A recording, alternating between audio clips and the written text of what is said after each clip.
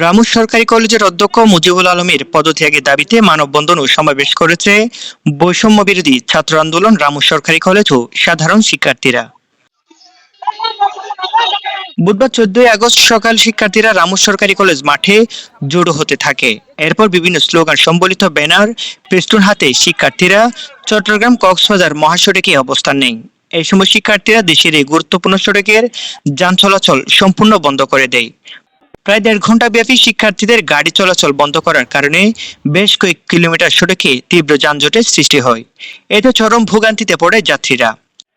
আওয়ামী লীগ সরকার ছিল বিদায় আমরা স্টুডেন্টরা সাধারণ স্টুডেন্টরা প্রতিবাদ করতে পারি না। যারা প্রতিবাদ করতে গেছে বিভিন্ন সময় ওদেরকে কি করে দেওয়া হয়েছে, বিভিন্ন হুমকি ধমকি দিয়ে, বহিষ্কারের হুমকি দিয়ে তাদেরকে মেরে তাদেরকে কি করে দেওয়া হয়েছে, চুপ করে দেওয়া হয়েছে। বিভিন্ন দুদক থেকে আসছিল, তারপরে আপনার মন্ত্রণালয় থেকে তদন্ত কমিটি আসছিল, এদেরকে বিভিন্নভাবে রাজনীতির ছত্রছায়ায় বিভিন্ন এমপির ইয়ার মাধ্যমে কি করে দিয়েছে, চুপ করে দিয়েছে টাকার মাধ্যমে। আমরা চাচ্ছি উনি পদত্যাগ করুক, আমাদের এখনো পর্যন্ত আমাদের ইয়ার শেষ, উনি আমাদের এখনো পর্যন্ত আইডি কার্ড দিতে পারে নাই। আমরা উনি সরকারি কলেজের পদত্যাগ হওয়ার জন্য অধ্যক্ষ হয়েছে, কিন্তু আমাদের কলেজে কোনো উন্নতি হয় নাই।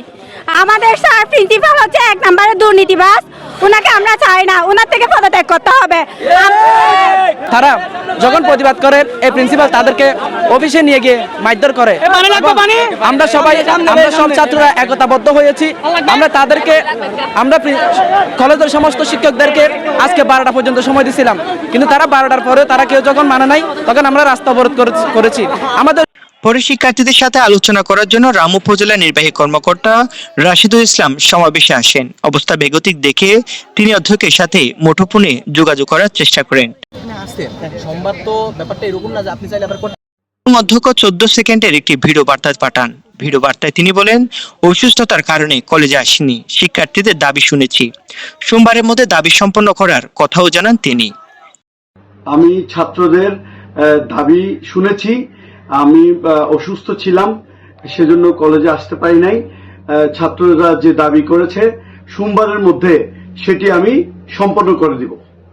শিক্ষার্থীদের অভিযোগ, বৈষম্য বিরোধী ছাত্র আন্দোলনে শিক্ষার্থীদের বিভিন্নভাবে বাধা প্রদান, ছাত্রলীগ ও পুলিশ দিয়ে হামলা, হয়রানি ও মিথ্যা মামলায় জড়ানো হয়। এই সময় তারা অবিলম্বে কলেজ খুলে দেওয়ারও দাবি জানান।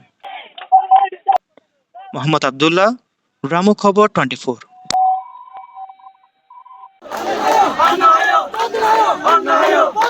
অন্যায়